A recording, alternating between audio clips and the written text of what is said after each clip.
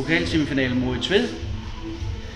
Og Tved har vi i de sidste års tid aldrig nogensinde vundet over, så det var med lidt med nervøse trækninger, vi spillede mod Tved i dag.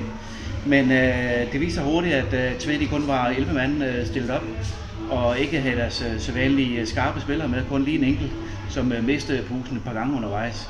Og efter 10 minutter så scorer Maiken til 1-0 på et fantastisk godt gennembrud i venstre side.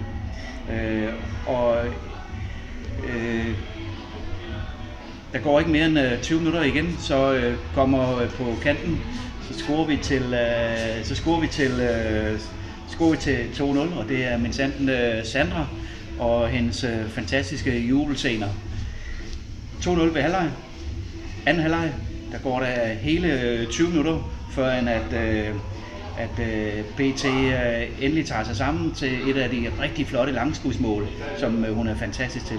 3-0. Kort tid efter, der spiller vi nok noget af vores bedste positionsspil med Visborg inde på midten, og som sætter videre til mig, som er fuldstændig fri lidt for mål, hvor at Katrine har gjort mig helt fri. Hvad skal nævnes? 4-0, hvilket blev kampens resultat, og vi er i finalen.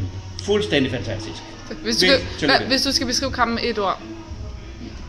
At vi var helt suveræne, at Tved de fik ikke et ben til jorden. Okay. Jeg tror, at vi skal have lidt matematikteam der. Hvad skal vi have? Matematikteam. Matematik?